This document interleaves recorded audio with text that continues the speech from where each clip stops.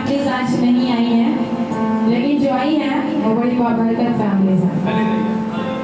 आप लोग सब बड़े अहम हैं, क्योंकि सबके लिए यीशु ने जान दिया, सबके लिए यीशु ने लहू बहाया है। सो हम में से कोई भी जो है वो ऐसा नहीं है कि उसकी अहमियत नहीं है। और हम और भी अहम हो जाते हैं जब हम खुदा के हजूर आ जाते हैं। हम अपनी अहमियत को और पुख्ता कर लेते हैं जब हम ये फैसला कर लेते हैं कि हमें खुदा के हजूर जाना है। सो आप सबके लिए नहायत शुक्रगुजार हैं।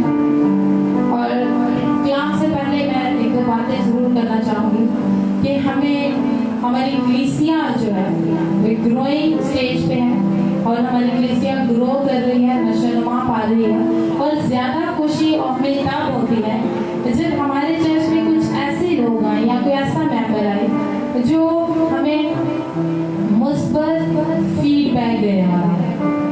हम बड़े खुश हैं। अंकल मुश्ताक और अंकल गिल वगैरह नहीं आए फ्राइडे और सैटरडे को, तो हम उन्हें बड़ा मिस कर रहे थे। सो आज वो हमारे साथ हैं, हम उनके लिए बड़े खुश हैं। मैं चाहती हूँ एक दफ़ा जोरदार तालियां एज यूजुअल गिल बरादरी के लिए।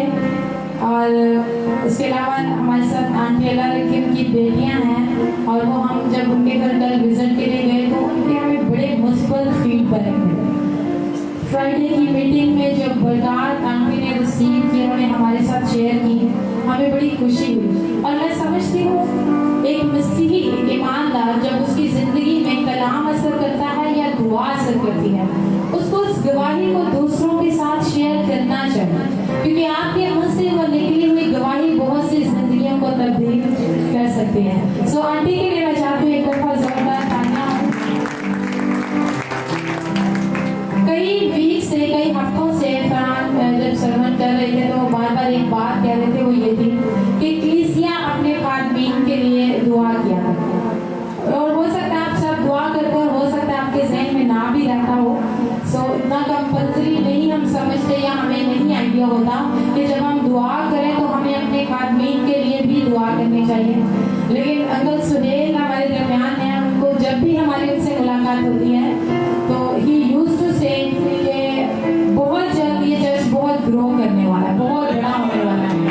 और ईमानदार होते हुए हम वहाँ नीचे बैठ कर इबादत करने वाले हैं, हम अपनी कलीसिया के लिए रोया देख सकते हैं। खुदा हम पर वाजिया कर सकता है कि खुदा इस कलीसिया के लिए क्या इरादे रखता है। सो हम आप सब के लिए हमारे शुक्रगुजार हैं। आप सब बरकत हैं, आप सब खुदा के कलाम को सुनते और उसकी अंडरस्टैंडिंग को अपने अंदर लेते हैं। सो इसीलिए हमने जो 7 आदत पर हम सीख रहे हैं, मसीही जिंदगी की 7 आदत, जिनमें से हम तीसरी आदत सीख रहे हैं, वो है मेडिटेशन, गौर करना, खुदा के कलाम पर ध्यान देना, खुदा के कलाम पर मुराकबा करना, इस्तफसार करना,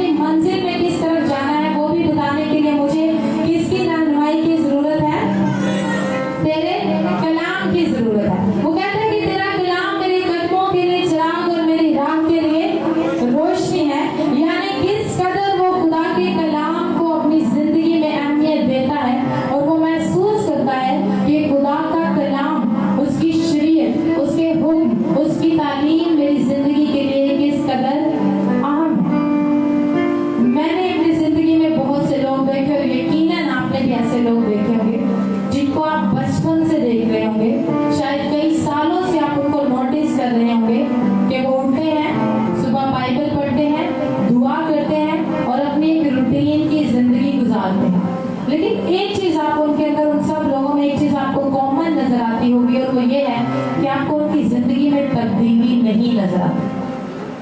वो 20 साल पहले भी उनका बर्ताव वही होता है और 20 साल बाद भी उनकी रूहानियत का लेवल वही होता है। आप जानते हैं क्यों? क्योंकि बाइबल तो पढ़ी जाती है, दुआ तो की जाती है, लेकिन उसके अंदर गोरोफोस नहीं होता, उसके अंदर मेडिटेशन का एलिमेंट नहीं होता। और खुदा हमारी जिंदगी में तब काम करता है जब हमारी जिंदगी में मेडिटेशन होती है, जब हम मेडिटेट करते हैं, गोरोफोस करते हैं, ध्यान देते हैं उसके कलाम पर, तब जाकर खुदा का कलाम हमारी जिंदगियों में असर पैदा करता है। सो हमारे लिए बड़ा जरूरी है कि हम उसके कलाम पर मेडिटेट करें, गोरोफोस करें। और हमारी बड़ी बदकिस्मती है कि हम बड़े मिसगाइडेड चलते हैं, हमारा ध्यान ही कहीं और है। मुआशरे ने, मुआशरे की रंगीनियों ने, मुआशरे के ग्लैमर ने, मुआशरे की तमाम तर उन चमकीली चीजों ने हमारा ध्यान ऐसी चीजों की जानिब लगा दिया है कि हकीकत में जिस तरफ हमारा ध्यान होना चाहिए, हमारा ध्यान उस तरफ नहीं है। हमारा ध्यान टीवी में लगे शायद किसी ड्रामे की तरफ है, और उसको देख देख कर हमारी अपनी जिंदगी एक ड्रामा बन जाती है। लेकिन हम नहीं जानते कि जितने ध्यान से हम वो ड्रामा देखते हैं, उतना ध्यान अगर हम खुदा के कलाम पर लगाएं तो हम एक मिसाली खानदान बन सकते हैं। खुदा के कलाम पर ध्यान देना किस कदर जरूरी है। हम झूठ को बहुत पसंद करने लगे हैं, हम झूठी बातों, झूठी तारीफों के पीछे भागने लगे हैं, हम झूठे दोस्तों के पीछे। फेसबुक पे हमारे जितने भी फ्रेंड्स होते हैं वो हमारे फ्रेंड्स नहीं होते, वो एक ज़ाहिरी तौर पर वो नजर आते हैं, ये भी मेरा फ्रेंड है, ये भी मेरा फ्रेंड है, शायद हमें उनके माँ बाप का नाम भी पता नहीं होता, वो हमारी जिंदगी से वाकिफ भी नहीं होते हैं। हम उनको खुद जानबूझकर पोस्ट देकर बताते हैं कि हम कितने परेशान हैं, हम पोस्ट लगाकर बताते हैं कि हम कितने खुश हैं, जाती तौर पर वो हमारी शख्सियत से वाकिफ नहीं होते। इस मुआशरे ने हमारा ध्यान, मैंने कहा, किसी और जाने लगा दिया है, और हम भीड़ चाल उसी जाने चलते जा रहे हैं। इसलिए क्योंकि ये मुआशरा और हमारा ये बदन और इब्लीस, ये तीन चीजें ऐसी हमारे दुश्मन हैं जिन्होंने हमारा ध्यान खुदा से उठाकर किसी और चीज की जाने लगा दिया। हम जानते ही नहीं कि हमारा ध्यान किन चीजों में होना चाहिए। मैं आपको एक चीज बताऊं, हम हर वक्त अपनी जिंदगी की रूटीन में किसी ना किसी की बात को सुनते हैं। हम सब कोई ना कोई हर वक्त किसी ना किसी की बात को सुनता है और किसी ना किसी की बात का यकीन भी करता है, और हम उसी सिनेरियो में, उसी आदत के मुताबिक हम किसी ना किसी की बात पर अमल भी करते हैं। हम कुछ दोस्तों की बात ज्यादा सुनना पसंद करते हैं, उन्हीं के मशवरों पर अमल करते हैं। हम कुछ रिश्तेदारों की बात सुनना ज्यादा पसंद करते हैं, उन्हीं की बात पर अमल करते हैं। हम बहुत सी ऐसी यूट्यूब पे हमने कुछ व्लॉग सिलेक्ट किए हुए हैं, सब्सक्राइब किए हुए हैं, बहुत से ऐसे स्पीकर्स हमने पसंद किए हुए हैं, शायद जिनका बाइबल के साथ कोई ताल्लुक नहीं है, हम उन्हीं को पसंद करते हैं, उन्हीं की बात को मानना पसंद करते हैं। लेकिन मैं आपको एक चीज वाज़ा कर दूं, जिस दिन हमारा ध्यान खुदा के कलाम को सुनने की तरफ हो जाएगा, जिस दिन हमारा ध्यान खुदा के कलाम के ऊपर यकीन करने की तरफ हो जाएगा,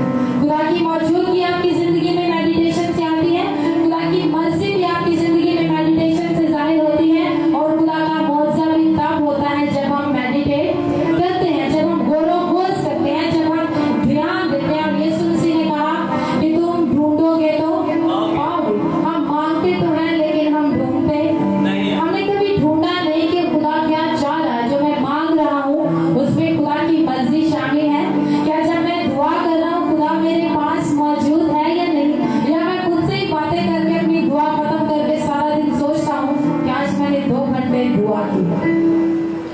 अजीजों, जब हम दुआ करते हैं और उसके दौरान हम खामोशी से वक्त गुजारते हुए खुदा की आवाज सुनते हैं, वो मेडिटेशन होती है। और मैंने कहा मेडिटेशन सिर्फ दुआ नहीं, आप चलते फिरते भी मेडिटेशन कर सकते हैं। जब आप किसी बात के बारे में बार बार सोचते हैं तो वो मेडिटेशन है। जब आप काम करते वक्त, खाना खाते वक्त, ड्यूटी पर जाते वक्त, रात को सोने से पहले अपने बिस्तर पर लेटते वक्त खुदा के कलाम के बारे में सुनते हैं तो वो मेडिटेशन है। इस बात की एविडेंस हमें दाऊद नबी देते हैं, जब वो कहता है मैं जब अपने बिस्तर पर लेट जाऊंगा तो तेरे कलाम पर ध्यान करूंगा। वो सोने से पहले मेडिटेशन करता था, सुबह उठता तो पहले मेडिटेशन करता, अपने काम काज में वो खुदा के कलाम पर मेडिटेशन करता था। इसीलिए तो वो जिंदगी के हर एरिया में कामयाब रहा। वो एक कामयाब बादशाह बना, वो एक कामयाब चरवाहा था, वो कामयाब मौसीकार था, वो कामयाब शायर भी था और वो कामयाब जंगजू भी था। और इन सब बातों के पीछे वजह एक थी, क्योंकि दाऊद की जिंदगी में क्या थी? मेडिटेशन थी। वो खुदा के कलाम पर ध्यान लगाता, खुदा के कलाम पर ध्यान देता था। अब मैं एक चीज आपको वाज़ह कर देना चाहती हूँ कि जब हम खुदा के कलाम पर मेडिटेट करते हैं, हमें जितने भी लोग हम यहाँ पर बैठे हैं, वो कलाम हमारी जिंदगी में तकलीफ का काम करता है। क्या काम करता है? हमें कुछ देर अपनी दुआ में खामोशी से खुदा की आवाज को सुनने की जरूरत है। और मैंने कहा जब आप और हमारा जिस्म इजाजत नहीं देगा, कुछ लोग जब मेडिटेशन करने बैठेंगे तो उनकी टांग सो जाएगी, बाजू सो जाएगी। अगर टांग बाजू नहीं सोएगा तो आप खुद सो जाएंगे। ऐसा होगा, आपको पता भी नहीं चलेगा। लेकिन आपको मेडिटेट करना है, इसका मतलब ये नहीं कि आप सोचे मुझे तो नींद आ जाती है।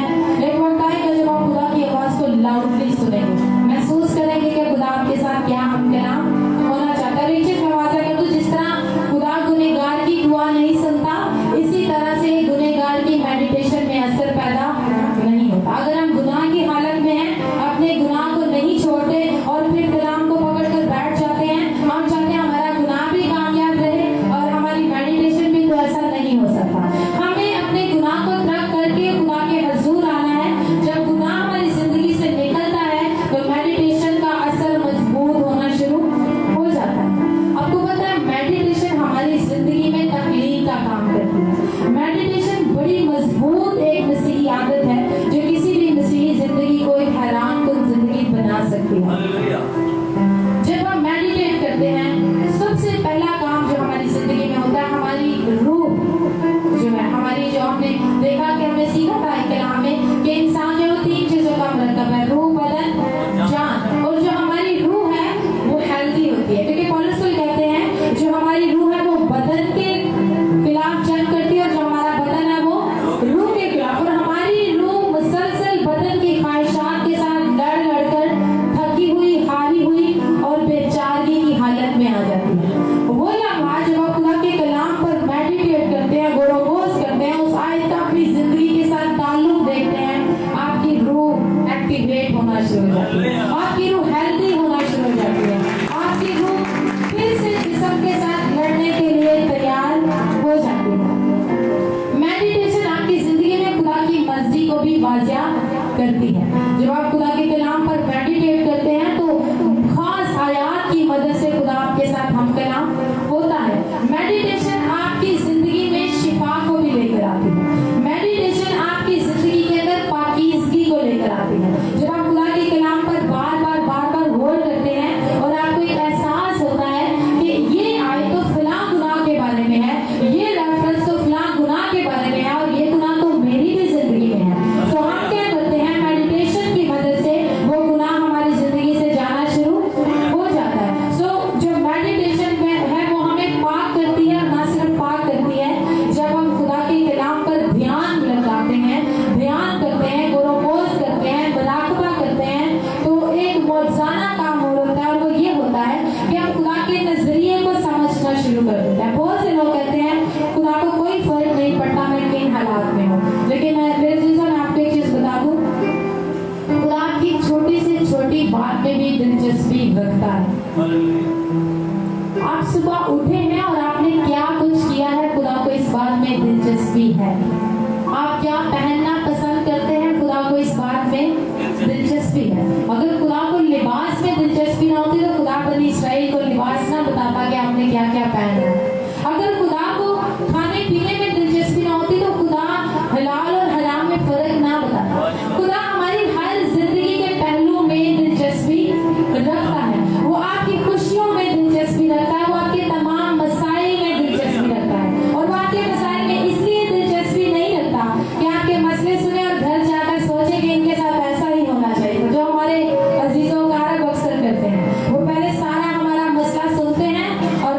और कहते हैं एनानाला ही होना चाहिए। सो खुदा इसलिए हमारे मसलों में दिलचस्पी नहीं रखता, खुदा इसलिए हमारे मसलों में दिलचस्पी रखता है क्योंकि उनका हल सिर्फ उसके पास है। हमारे मसलों का हल सिर्फ उसके पास है। और जब आपको पता है कि आपके मसलों का हल सिर्फ उसके पास है, तो फिर हमें किसके पास जाने की जरूरत है? उसके पास जाने की। आपने कभी देखा माँ और बच्चे का रिश्ता बड़ा यूनिक और बड़ा फर्क होता है। बच्चे को चोट लग जाए, भूख लगी हो, बुखार हो, बीमार हो, बेशक माँ ने पिटाई की हो, उसका सुकून कहाँ होता है? माँ के पास। आपको पता है बच्चे की एक साइकोलॉजी होती है, जब से वो पैदा हुआ था वो अपनी माँ की गोद में होता है, दूध पीता है, उसकी गोद में खेलता है, तो एक चीज उसकी साइकोलॉजी में फिट हो जाती है कि मेरे मसलों का हल इस औरत के पास है। तो जब वो हर चीज में प्रॉब्लम को महसूस करता है तो वो क्या करता है? अपनी माँ की तरफ देखता है। बाकी कोई जितना मर्जी प्यार करता हो, परेशानी में उसकी नजरें किस पर जमी होती हैं? अपनी माँ पर। तो जब हम ईमानदार होते हुए जानते हैं कि हमारे मसलों का हल उसके पास है, तो फिर हमारी नजरें लोगों पर क्यों लग जाती हैं? हमारी नजरें भी फिर उसकी तरफ होनी चाहिए जो हमारे मसलों को हल कर सकता है। इसीलिए पौलुस कहते हैं उस ईमान के पानी को कामिल करने वाले यीशु को क्या करो? पकड़ते रहो, इधर उधर ना देखो। जो आपके मसलों को हल कर सकता है उसकी तरफ देखो। अपने मसलों को खुदा के हुजूर लाके बार बार ये ना कि खुदा मुझे बड़ी मुश्किलात है, खुदा मैं बड़ा बीमार हूँ, खुदा मुझे बड़े मसाइल हैं, बल्कि अपनी मुश्किलों से, अपनी मसाइल से, अपने दुखों से कह दे कि मेरा खुदा बड़ा। हालेलुया। आप अपनी मुश्किलात को बताएं कि आपका खुदा किस कदर बड़ा है। और वो कब होगा? जब आपका ध्यान कहाँ होगा? खुदा के कलाम पर होगा, आपका ध्यान खुदा की जानिब होगा, तभी तो आप अपनी मुश्किलात को अपना खुदा दिखा सकेंगे। लेकिन हमारा प्रॉब्लम यह है कि हम ज्यादातर ध्यान अपने मसलों पर रखते हैं। हम अपने आप को बड़ा परेशान रखते हैं, हर वक्त सोचते हैं मैं बहुत पैथेटिक हूँ, मैं बड़ा दुखी हूँ, मैं बड़ा, जितना मुझे दुख है उतना दुख किसी की जिंदगी में नहीं है। लेकिन खुदा चाहता है इन तमाम दुखों, परेशानियों और फिक्रों के बावजूद हमारा ध्यान कहाँ पर हो? खुदा के कलाम की तरफ हो, हमारा ध्यान खुदा की तरफ हो। ना सिर्फ खुदा का कलाम हमें पाक करता है, ना सिर्फ वो हमारे मसलों को हल करता है, खुदा के कलाम पर मेडिटेट करने से, गौरवोज करने से हमारा ईमान मजबूत होता है। जब हम खुदा के कलाम के मुताबिक जिंदगी गुजारते हैं तो खुदा का कलाम हमारी जिंदगी को लीड करता है, कंट्रोल करता है। सवाल ये पैदा होता है कि हमें आज सोचने की जरूरत है कि हमारी जिंदगी को कौन कंट्रोल करता है। क्या जब हम फैसले करते हैं तो उन फैसलों को करने से पहले हम बाइबल से रिव्यू करते हैं, खुदा के कलाम से पूछते हैं कि खुदाया मेरे इस मसले में तेरी मर्जी क्या है, मेरे इस दुख में तेरी मर्जी क्या है, मेरी इस परेशानी में तेरी मर्जी क्या है? या हमारी जिंदगी को सुबह शाम दिन रात लम्हा बलम्हा हमारी जरूरियात कंट्रोल करती है? हम अपनी जरूरतों के पीछे भाग रहे हैं या हम खुदा के कलाम के पीछे भाग रहे हैं? हम अपनी ख्वाहिशात के पीछे भाग रहे हैं या हम खुदा की सच्चाइयों के पीछे भाग रहे हैं? हम अपनी जिंदगी के मकासद के पीछे भाग रहे हैं या खुदा के कलाम की सच्चाइयों को अपनी जिंदगी की हकीकत बनाने के पीछे भाग रहे हैं? और ये सारे अवामिल हमारी जिंदगी में तब होते हैं जब हम खुदा के कलाम पर क्या करते हैं? मेडिटेट करते हैं, ध्यान करते हैं, गौरवोज करते हैं। जब हम दुआ करते हैं, अब दुआ, आपको ये चीज तो क्लियर हो गई होगी कि दुआ और मेडिटेशन दो फर्क चीजें हैं। कितने लोगों को ये बात क्लियर हो गई है कि दुआ और मेडिटेशन दो फर्क चीजें हैं? शुक्रिया। अब जब हम दुआ करते हैं तो हम बोलते हैं, हम कहते हैं खुदावंद तू अजीम है, तू रहीम है, तू मुझ पर रहम कर, जो कुछ भी हम दुआ करते हैं वो हमारा बोलने का अमल होता है।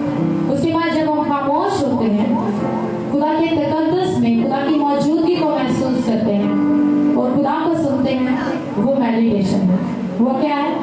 मेडिटेशन है। खुदा की आवाज को, खुदा के कलाम को ध्यान में लाना, बार बार उसी के बारे में सोचना, क्या है? मेडिटेशन है। तो मैं आपको एक चीज बता दूं, दुआ के लिए एक रवैया होना बहुत जरूरी है। एटीट्यूड ऑफ प्रेयर, हमारी जिंदगी में दुआ का रवैया होना बहुत जरूरी है।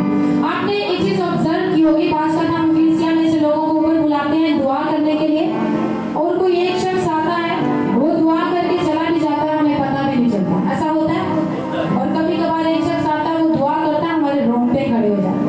ऐसा क्यों होता है? क्योंकि उस शख्स की जिंदगी में मेडिटेशन होती है, उसकी जिंदगी में खुदा के कलाम पर ध्यान होता है। जो वो कलाम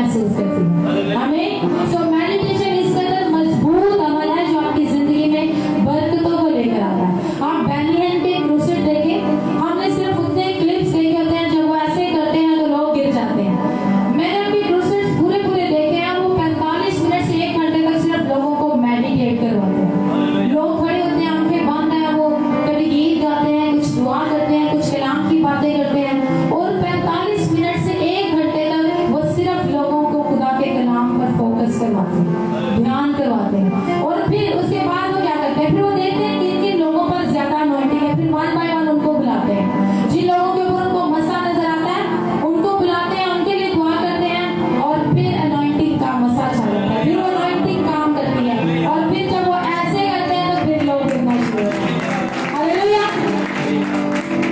और मेडिटेशन इस कदर हमारी जिंदगियों में असर पैदा करती है। इतने बड़े बड़े आदमी जो है वो मेडिटेशन से खुदा के कलाम को अपनी हकीकत बना लेते हैं। मैंने कहा हमें अपनी जिंदगी में मेडिटेशन करने की जरूरत है, दुआ का रवैया बनाने की जरूरत है। जब हम मेडिटेट करते हैं हमें पता भी नहीं चलता, हमारा रवैया दुआ वाला हो जाता है। आपको पता है कई दफा हम किसी कलीसिया के घर जाते हैं फैमिली में, तो हम दुआ नहीं करते, मैं चंद मिनटों के लिए कुछ देर के लिए सिर्फ कलाम की बातें करते हैं, उस घर का माहौल बदल जाता है। खुदा के कलाम पर गौर करना, मेडिटेट करना। शायद वो घर परेशान होता है, शायद उसके घर में कोई परेशानी होती है, लेकिन जब चंद लम्हों के लिए हम सिर्फ कलाम की बातें करते हैं और पूरे खानदान का ध्यान उस परेशानी से हटकर कलाम की उस कहानी, उस तमसील या उस आयत पर आता है, तो फिजा बदल जाती है। ये ताकत है मेडिटेशन के अंदर, एनवायरमेंट को बदल देती है, हालात को बदल देती है। और मैं आपको एक चीज बता दूं, जब हम खुदा से दुआ करते हैं, खुदा से मांगते हैं, तो ये हमारा एक मांगने का अमल है। लेकिन खुदा, मिसाल के तौर पर आप अपने कमरे में बैठे हो, खाने पीने की चीजें आपके किचन में या आपके फ्रिज में है, और आप अपने कमरे में बैठे कहें सब्जी आ जा, खाना आ जा, फ्रूट आ जा, जूस आ जा, फ्रिज में से निकल कर कुछ भी आपके पास नहीं आएगा। आपको फ्रिज तक चलकर जाना पड़ेगा, आपको किचन तक चलकर जाना पड़ेगा। और ये जो आपका चलकर जाने का अमल है, ये मेडिटेशन। जब आप मेडिटेट करते हैं, हालेलुया, टीबी जोशुआ कहते हैं, जब आप मेडिटेट करते हैं आप खुदा के करीब आ जाते हैं। जब आप मेडिटेट करते हैं खुदा के करीब आ जाते हैं, और जब आप खुदा के करीब आ गए तो आपको मांगने की जरूरत नहीं पड़ेगी। खुदा तुम्हारे मांगने से पहले जानता है कि तुम किन चीजों के मोहताज हो। याकूब रसूल कहता है तुम उसके करीब आओ तो वो तुम्हारे करीब आएगा। जब आप खुदा के करीब ही चले गए तो फिर खुदा से मांगने की जरूरत नहीं है, वो ऑलरेडी जानता है कि आप किन चीजों के मोहताज हैं। दुआ और मेडिटेशन खुदा ने आपके साथ रफाकत को मेंटेन करने के लिए अमल रखा है। और हम खुदा से रफाकत नहीं करते, हम मेडिटेट नहीं करते, उसके कलाम पर ध्यान नहीं करते, बस अपने घर में बैठे चाहते हैं कि मौत जात हो जाए। हम अपने घरों में बैठे चाहते हैं खुदा हमारी जिंदगी में बड़े बड़े काम करते, लेकिन मैंने कहा ऐसा नहीं होता। बड़े बड़े मौजज़ात, बड़े बड़े काम खुदा हमारी जिंदगी में तब करता है जब हम उसके कलाम पर ध्यान करते हैं, इतना ध्यान करते हैं कि उसका कलाम हमारा लाइफस्टाइल बन जाए, उसका जो कलाम है वो हमारा तर्ज जिंदगी बन जाए। मैंने बहुत से आदमी के बारे में ये अल्फाज सुने हैं कि वो चलती फिरती बाइबल है। कितने लोगों ने इस जुमला सुना है? मैंने बहुत से आदमी के बारे में, लोग कहते हैं वो चलती फिरती बाइबल है। जानते हैं क्यों? उन्होंने इतना खुदा के कलाम के बारे में सीख लिया है, समझ लिया है कि उनको सोचना नहीं पड़ता, और वो हमें रेफरेंस से, कहानी से हमें तसल्ली देते हैं, हमें खुदा के कलाम के बारे में बताते हैं। और जब कोई भी ईमानदार खुदा के कलाम पर मेडिटेट करता है तो मैंने कहा उसकी जिंदगी में मौजज़ात होते हैं। खुदा की आवाज को सुनना क्या है? मेडिटेशन है। खुदा के कलाम पर गौर करना क्या है? मेडिटेशन है। खुदा की तरफ ध्यान लगाना क्या है? मेडिटेशन है। और मैं आपको एक चीज बता दूं, खुदा हमारे साथ आवाज के साथ हम कलाम नहीं करता। बहुत से लोगों के ज़हन में जब खादमी कहते हैं खुदा मेरे साथ हम कलाम हुआ, मैं भी पहले यही सोचती थी कि जब खुदा हम कलाम होगा तो ऐसी आवाज आएगी। अक्सर मुझे दुआ के दौरान, अब थोड़ा सा मेरा तजर्बा फर्क है, कई बार दुआ में मुझे ऐसा महसूस होता है कि मुझे लाउडली आवाज सुनाई दी है। हालांकि वो एक डिफरेंट एंगल होता है, उसको मैं थोड़ा सा इसलिए भी क्लियर करना चाहती हूँ ताकि ईमानदार होते हुए हमें पता खुदा हमारे साथ कैसे हम कलाम होता है। खुदा हमारे साथ आवाज हमारे कानों के जरिए हम कलाम नहीं होता, खुदा हमारे दिल के जरिए से हमारे साथ हम कलाम। जब हमने सीखा कि खुदा ने आदम को जब बाग़े अदन में बनाया तो 3 चीजों का मरकब बनाया था, रूह, बदन, जान। और हमने उसमें ये भी सीखा था कि रूह एक ऐसा प्लेटफॉर्म है, ऐसी जगह जहाँ पे खुदा का रूह आकर हमारे साथ कम्युनिकेट करता है। खुदा का रूह हमारे साथ कब हम कलाम होता है? हमारी रूह के साथ। फिर हमारी रूह हमारे माइंड को, हमारी सोल को एजुकेट करती है, उसको कंट्रोल करती है। और फिर हमारा जो हमारा ब्रेन है, जो हमारा माइंड है, जिसको हम उर्दू में, जिसके लिए लफ्ज जान इस्तेमाल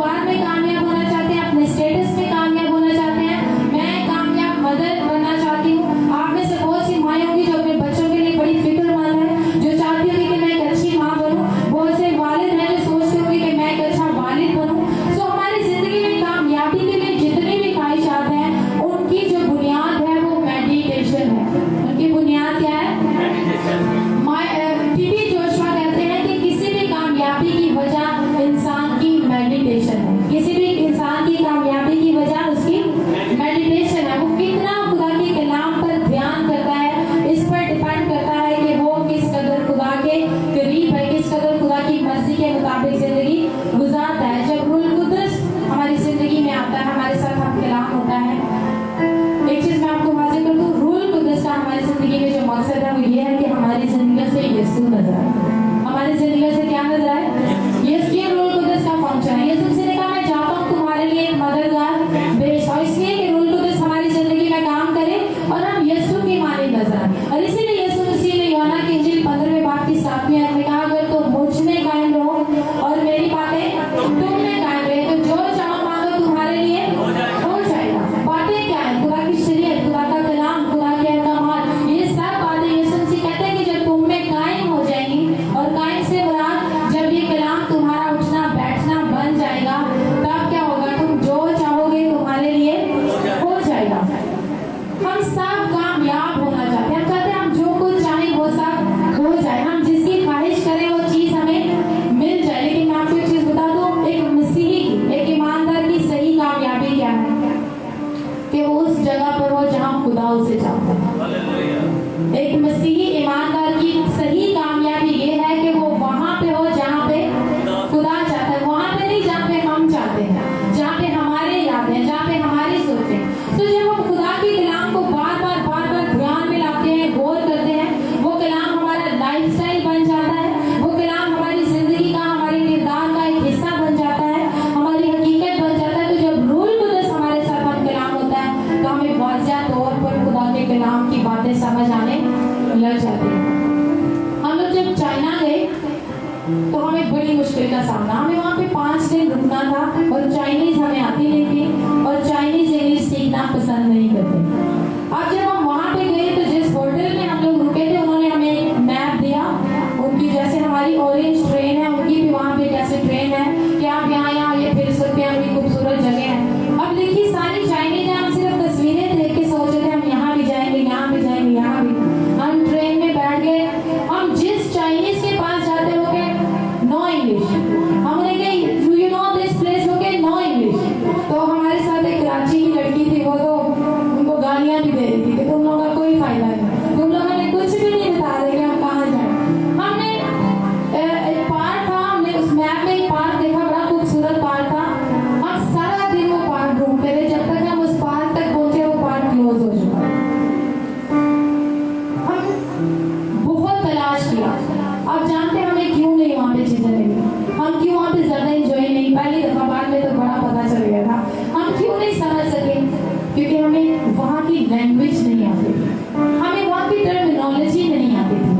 तो जब खुदा की टर्मिनोलॉजी आपको नहीं आती, खुदा के कलाम की लैंग्वेज आपको नहीं आती, खुदा के कलाम के लिए रवैया आपके अंदर नहीं, तो खुदा करूँ हम कलाम होता भी रहे, हमें कुछ भी समझ नहीं आए। फिर हम तुक्के लगाएंगे, फिर हम इधर उधर देखेंगे, ढूंढेंगे, और शायद जिंदगी की बहुत सी नेमतें जब तक हम ढूंढे उनका दरवाजा बंद हो चुका है।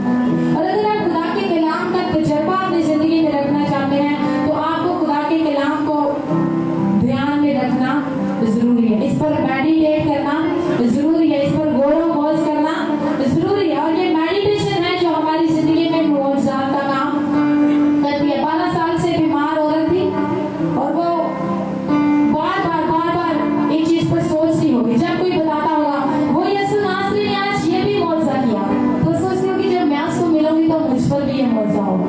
उसने अपनी बीमारी के लिए पता नहीं कितने पैसे खर्च लिए, और अपनी बीमारी को ठीक करने के लिए वो गरीब हो गई थी, अब शायद उसके पास पैसे भी नहीं थे। वो 12 साल से इस कदर बीमार थी, इतनी कमजोर हो गई, उससे चला भी नहीं जाता होगा। लेकिन मेरा ईमान है कि उसका ध्यान एक बार की जानिब था, और वो ध्यान ये था कि जब यीशु यहाँ से गुजरेगा तो मैं उससे शिफा ले लूंगी। इंस्टेंटली ऐसा नहीं हुआ कि बाय चांस यीशु वहाँ से गुजरा और वो भागी और वो लेपर भी नहीं, वो यीशु के बारे में सुन चुकी थी कि यीशु नासरी है जो मौजज़ात करता है। और जब वो यीशु के मौजज़ात को सुनती, वो अपना ध्यान यीशु के उस मौजज़े पर लगाती जो उसकी जिंदगी में होने वाला था, उसकी उस मेडिटेशन ने उसकी जिंदगी में मौजज़ा किया, उसकी। और हमारी जिंदगी में भी यकीनन हमारी जिंदगी में मौजज़ा तब होता है जब हम मेडिटेट करते हैं। ऐसा नहीं होता हमारी जिंदगी में एकदम बड़े मसले आ जाए, हम रोजे में बैठ जाए, दुआ करने लगे और हमारी जिंदगी में मौजज़ा हो जाए, ये थोड़ा मुश्किल है। बिलीव मी, ऐसा नहीं होता। हम कई दफा रोजे रखते हैं लेकिन हमारी दुआ कबूल नहीं होती। इसकी वजह ये होती है कि मेडिटेशन वाहिद ऐसा तरीका है जो डायरेक्ट आपको खुदा के साथ मिला है। ध्यान एक ऐसा तरीका है जो डायरेक्ट आपको क्या करता है, खुदा के साथ मिलाता है। जब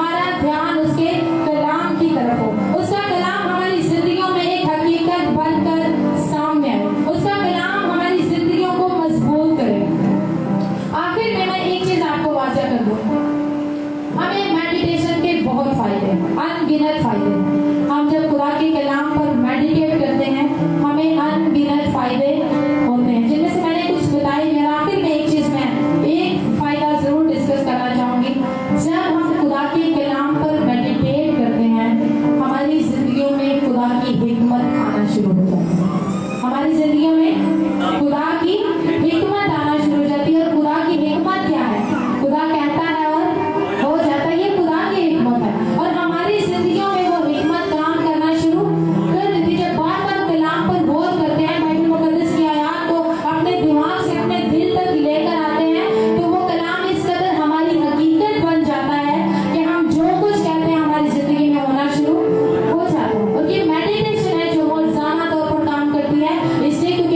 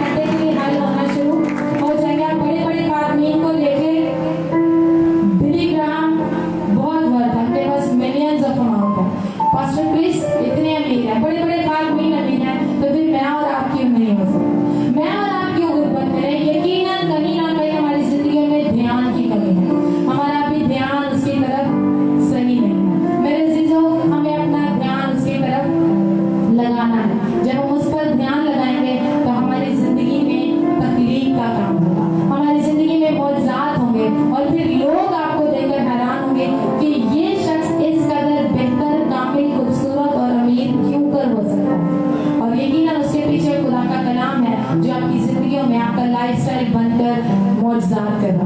खुदा आज के पाक कलाम के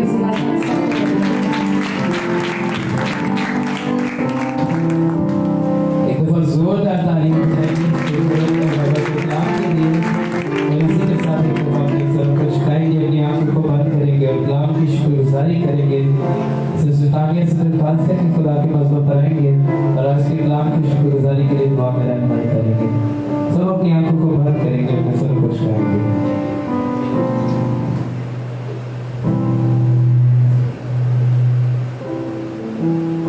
जलाल के बादशाह लश्करों के रब यहोवा यरी, तू जो आसमान पाक जमीन और आसमान का पैदा करने वाला है और जमीन आसमान और पानी में जो कुछ है उसका पैदा करने वाला है। आसमान पाक तू जो पानियों पर चलकर आता है, तूफानों का रुख मोड़ता है, तू जो बेहद मजबूर किया दुश्मन के लायक खुदा है। आसमान पाक तेरा शुक्र अदा करते हैं इस बाबरकत वक्त के लिए जो तूने हमारी जिंदगियों में बख्श दिया। ऐसा बात तेरा शुक्रगुजार है तेरी मौजूदगी के लिए, तेरे शुक्रगुजार है तेरी पाक रूह की रहनुमाई के लिए, मस्सा के लिए, तेरे शुक्रगुजार है तेरी बंदी के लिए जिसके वसीला से तू बाबरकत तरीका से आसमान पाक एक जबरदस्त की तरह हमसे हम कलाम हुआ। आज आसमान पाक जितनी जाने यहाँ पे मौजूद है एक एक की जिंदगी में मौजूद हो, तेरे कलाम के वसीला से हर एक जिंदगी तब्दील हो और आसमान पाक आज का कलाम हर एक जिंदगी में जड़ पकड़े।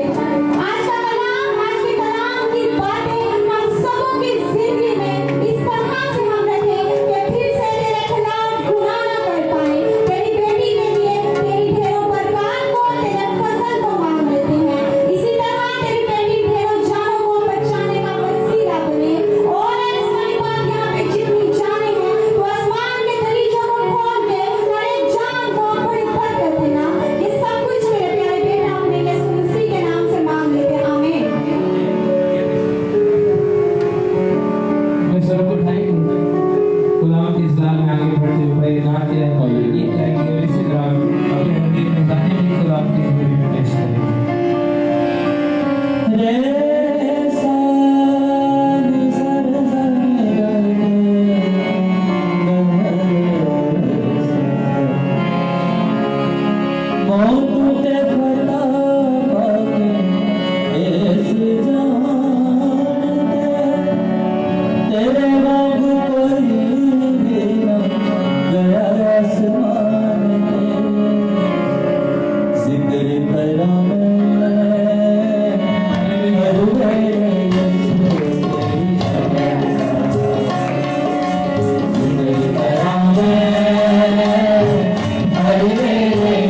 Hare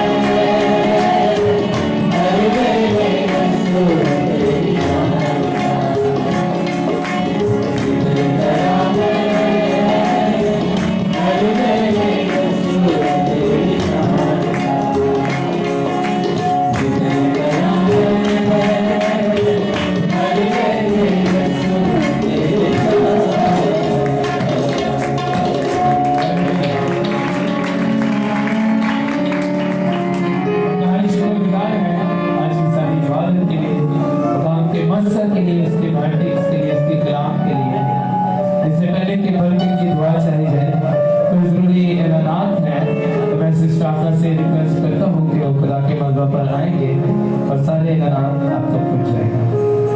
थैंक यू वसीम भाई। सबसे पहले हम आप सबके नहायत शुक्रगुजार हैं कि आप सब यहाँ पर आए। बड़े गैप के बाद सिस्टर सुमेरा, ब्रदर याज और सिस्टर मोना हमारे साथ हैं। मैं काफ़ी दिनों से उनको रब्ता करना चाह रही थी लेकिन कॉन्टैक्ट नहीं हो पा रहा था। मुझे लगा कहीं शिफ्ट हो गए हमसे दूर, लेकिन हम खुदावन के शुक्रगुजार हैं। बड़ी बाबरकत फैमिली है, वो इसलिए बाबरकत है कि ये खारमा की फैमिली है। हालेलुया। मुझे आंटी का नाम नहीं आता बट इनकी मदर बड़ी अजीम खारमा रही हैं। जब तक वो हयात रही उन्होंने खुदा की खिदमत की और उनकी खिदमत का जिक्र हम बहुत से लोगों से आज भी सुनते हैं। सो जो खादमों की औलाद होती है वो ज़्यादा ज़रूरत और ज़्यादा बाबरकत होती है क्योंकि खुदावन उनके लिए बेहतर मंसूबा जान करता है। सो हम आप सबके नहायत शुक्रगुजार हैं आप आए हैं। सो खुदावन आप सबको बरकत दे। जो ज़रूरी ऐलानात है, सबसे पहला जो ज़रूरी ऐलान है, मैंने लास्ट टाइम भी कहा था कि जितने लोगों ने बपतिस्मे लेने हैं, अभी भी जिन लोगों ने बपतिस्मे के लिए कहा है ज़्यादातर नहीं है। सो दरख्वास्त ये थी कि जिन लोगों ने बपतिस्मे लेने हैं वो कम से कम इन सीरीज़ को ज़रूर रेगुलर सुने। ये तमाम सीरीज़ हम सब के लिए हैं लेकिन उनके लिए है जिन्होंने फ्रेशली ये फैसला किया है कि वो अपनी ज़िंदगी यीशु को देंगे। और जितने लोगों ने बपतिस्मा लेना है अपना नाम प्लीज़ आज वसीम भाई को लिखवा दें ताकि हम बपतिस्मों के लिए जो अरेंजमेंट करना है उसके बारे में हमें कुछ आइडिया हो जाए। सब लोग अपना नाम वसीम भाई को प्लीज़ लिखवा दीजिएगा। और खुदा ने चाहा तो बहुत जल्द मतलब नेक्स्ट वीक तक हम बपतिस्मों के लिए ज़रूर जाएंगे। दूसरी जो बड़ी खास अनाउंसमेंट है वो ये है कि कल चर्च का बिल आया है और आज मौसम भी अच्छा हो गया है क्योंकि हम पिछले एक माह से मुसलसल एसी चला रहे थे। कुछ चर्च के प्रोग्राम्स थे, फिर डेली टीम भी आती है प्रेयर के लिए, तो हम एक कंफर्टेबल एनवायरनमेंट कोशिश करते हैं हो ताकि हम दुआ में ज़्यादा देर ठहर सकें। क्योंकि थर्ड फ्लोर पे चर्च है तो गर्मी भी ज़्यादा होती है, आपस भी ज़्यादा होती है, तो एसी का ज़्यादा यूज़ होने के बाद इस दफ़ा जो बिल है वो चर्च के बजट से एक्सीड कर गया है। 16,000 बिल आया है, 16,000 चर्च का बिल आया है, जिसके लिए हमने ये ज़रूरी समझा कि हर बार चर्च पे करता है लेकिन इस बार जो हमारी कलीसियाएँ हैं वो कलीसिया की फैमिलीज़ हैं वो हम सब मिलकर पे करेंगे क्योंकि ये चर्च के बजट से ज़्यादा है। और 26 जो है वो इसकी लास्ट डेट है। आप सबसे रिक्वेस्ट है कि आप सब जितने खुदावंद आपको तौफीक दे ज़रूर दें ताकि ये 16,000 हमारे पास जमा हो और हम चर्च का बिल अदा कर सकें। और एज यूजुअल हमेशा मैं चाहती हूँ कि जो खुदा के लोग हैं और खुदा का काम है ना उसमें डिले होना चाहिए ना ही उसके लिए हमें कोई एक्सक्यूज़ देना चाहिए ताकि हम खुदा के काम में कभी भी किसी किस्म की रुकावट की वजह ना बने। खुदावंद आप सबको बरकत दें। उम्मीद करते हैं आप सब जल्द कंट्रीब्यूट करेंगे ताकि हम कल परसों तक ये बिल ज़रूर सबमिट करवाएं। शुक्रिया। खुदावंद आप सबको बरकत। इसी के साथ हम सब अपने सरों को झुकाएंगे, अपनी आंखों को बंद करेंगे और हम ऐसे दरख्वास्त है कि खुदा के मज़बा पर आएंगे और आज की सारी इबादत की शुक्रगुजारी और बरकत के लिए दुआ में रहनुमाई करेंगे। Hallelujah hallelujah hallelujah hallelujah hallelujah. कुछ लम्हों के लिए अपना ध्यान कलाम की तरफ लगाएं, अपनी आंखों को बंद करके स्वर को झुकाएं और खुदावंद के रहमत से अपनी जिंदगी में इस जगह पर महसूस करते हुए दुआ करें। हालेलुया हालेलुया हालेलुया हालेलुया खुदावंद का शुक्र। हालेलुया। हमें जान खुदावंद को मुबारक है और जो कुछ मुझ में है उसके कदूस नाम को मुबारक है। हमें जान खुदावंद को मुबारक है और उसकी किसी नेमत को फरामोश ना करे। जब जलाल के बादशाह लश्करों के खुदा तुझे कदूस मेहमान ऐ खुदावंद तुझे लश्करों का खुदा ऐ खुदावंद हमारे रब तेरा नाम इस जमीन पर कैसा बुजुर्ग है। तूने अपने जलाल आसमान पर मान दिया। जब जलाल के बादशाह लश्करों के खुदा तुझे अल्फा और ओमेगा तुझे इब्तिदा और इंतहा तुझे फल हदूदों का युग से पाया है। तुझे कदूस कदूस कदूस है। तेरी शफ़क़त अटली है, तेरा प्यार निराला है और तेरी वफादारी पुष्ट दर पुष्ट रहती है। तेरी वफादारी तेरी मोहब्बत तेरे प्यार तेरे पात्रों के मदसे के लिए तेरा शुक्र करते हैं। लश्करों के बादशाह, तू आज भी मौजूद और अपने आप को जिंदा साबित करता है सबूतों के साथ, और तेरे सबूत तेरे मौजूद हैं खुदावन, जो आज भी तू अपने लोगों की जिंदगी में करता है। जिस ईमान के साथ आज तेरे लोग तेरे घर में तुझे वेलकम करने का है, तेरे नाम को जलाल देने के लिए, तेरी प्रस्तुति करने के लिए है खुदावन। आज इनकी शुक्रगुजारी को अपने हुजूर कबूल फरमा और इसको इन्हें बहुत सी बरकत से माला माल कर खुदावन। इन सबों की जिंदगियां तुझ में कदावर हो खुदावन, तेरे मुझ से गवाह ठहरे खुदावन, तुझ में तरक्की पाए खुदावन, और तेरे कलाम पर ध्यान करते हुए विक्टोरियस करे। इन बारा सीधा साधा बारा लिखा लिंबो दिसो लिखा बारा दिसरा साधा बारा लिंबो दिसो लिखे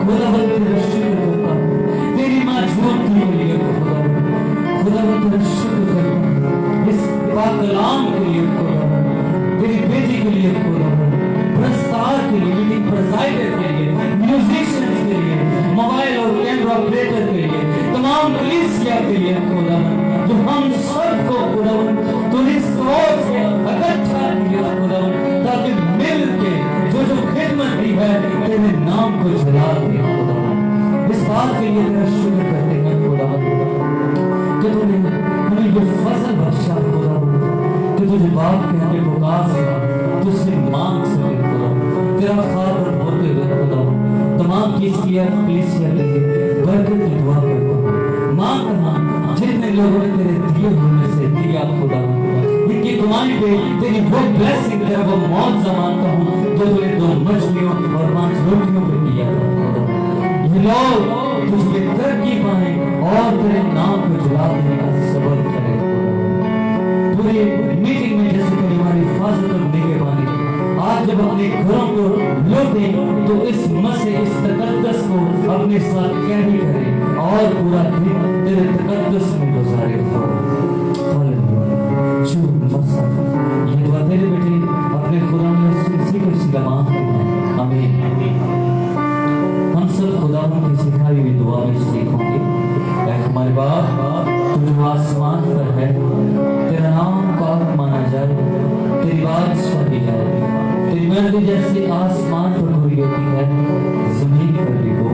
हमारे रोज की रोटी आज हमें दे, और जिस तरह हम अपने कर्जदारों को माफ करते हैं तो हमारे कर्ज में माफ करना, हमें आजमाइश में अल्लाह बल्कि बुराई से बचा, कि बादशाही और कुदरत और जलाल हमेशा तेरे हैं, आमीन। और हमारे खुदा यीशु मसीह का फजल, खुदा बाप की मोहब्बत, पाक रूह की रफ़ाक़त और शफ़क़त कुल ईमानदार कलीसिया और इस हाज़िर जमात के साथ अब से हमेशा तक होती रहे, आमीन। इबादत का वक्त खत्म होता है, एक दूसरे की सलामती चाहें और सलामती से रुखसत हो।